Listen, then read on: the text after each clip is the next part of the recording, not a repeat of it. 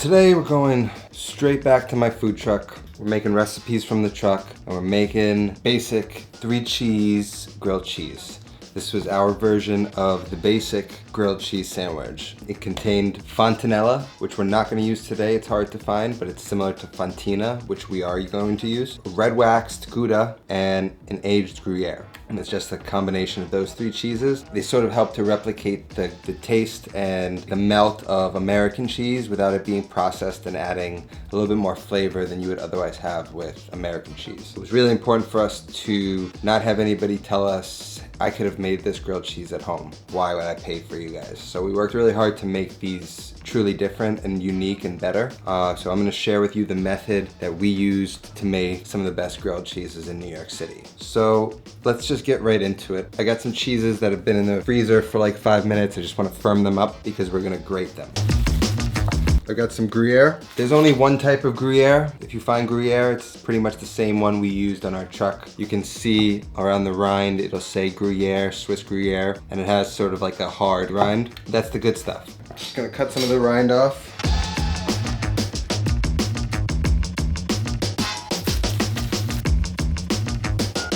Fontina is an Italian cow's milk cheese. Fontanella, which is what we use, is sort of a derivative of this cheese. This is good. This is just kind of flavorful. It's soft, so it'll melt well, whereas the Gruyere is not the best at melting. So adding the Gouda and the Fontina help a lot. And again, I'm just gonna take a little bit off the rind, as little as you can.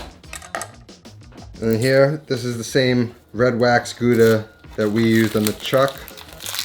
Slightly yellow. So what that's gonna do is give that yellow sort of American cheese kind of look to it. You can just peel off that wax. So now I've got my cheeses here. We're just gonna grate them all into a mound and mix them all up. Box grater, you wanna use this attachment. And be careful, last time I used this I hurt myself. Just keep your thumb out of the way. That's where you're gonna cut yourself.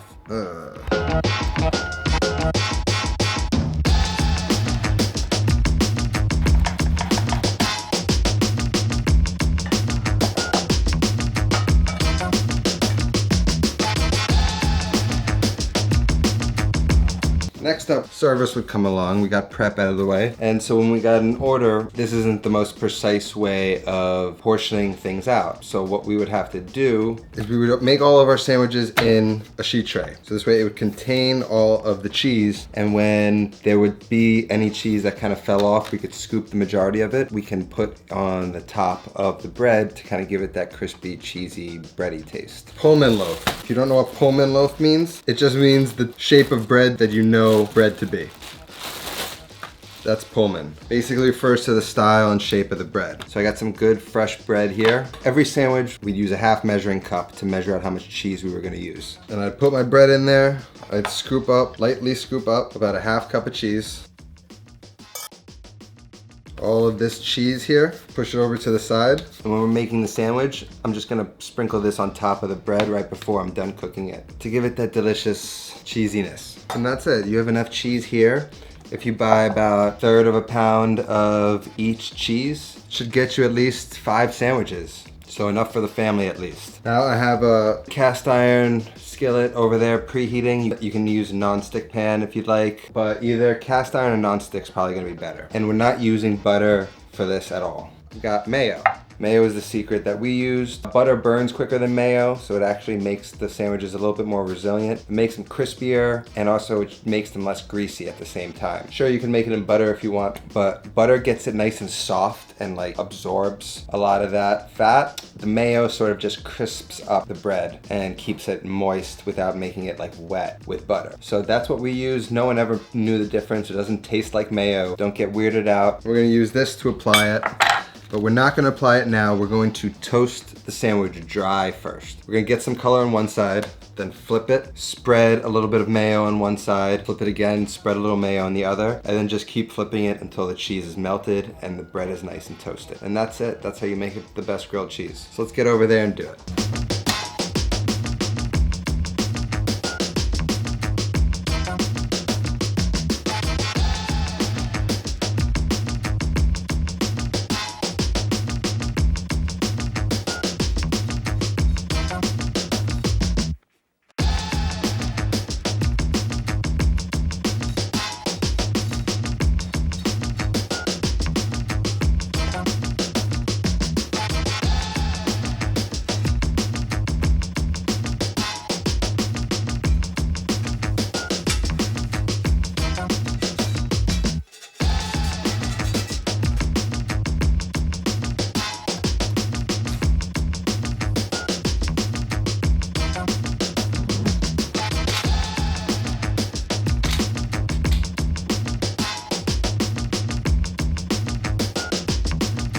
Now, of course, you need tomato soup. Well, you actually don't, but this is the way we sold it. Grilled cheese with a little container of tomato soup dip. Brings me back. You know, the cheese is gooey, it has flavor, it's melty. The bread is toasted and buttery, but it's not greasy. As you can see, there's not much oil on the board. It's just delicious. And it's sort of why we started a business around it. Everybody claims they can make a grilled cheese, but we put a lot of thought in how to make it better. And this is what we came up with. At the end of the day, it's all about ingredients, quality bread, good cheese, making sure you pay attention to the proportions. You can make a whole bunch of that cheese in advance, put it in a Ziploc, and then you've got your own custom grated cheese mix, which you can make for grilled cheese anytime you want. Kids love the grilled cheese in the soup. It's already been tested and proven, so now you just gotta go make it at home. I kinda used to like feed people grilled cheeses through a rectangular window, and now I'm sort of teaching you how to make them through a rectangular window. So go give it a shot, tell me what you think. And if you wanna know how to make roasted tomato soup, it doesn't taste like tomato sauce, then tune in Thursday. Thanks for watching, everybody. I hope you enjoyed my way of making a grilled cheese. It's a little bit different than what you probably thought it might be, but that's how we do it. We knew there was a better way. Make sure you tune in on Thursday so you can finish up the series. You're gonna learn how to make the roasted tomato soup that we served on the cart. I appreciate you guys tuning in. That's all that I got. Love you. Take care. See you next time. And go feed yourself, okay?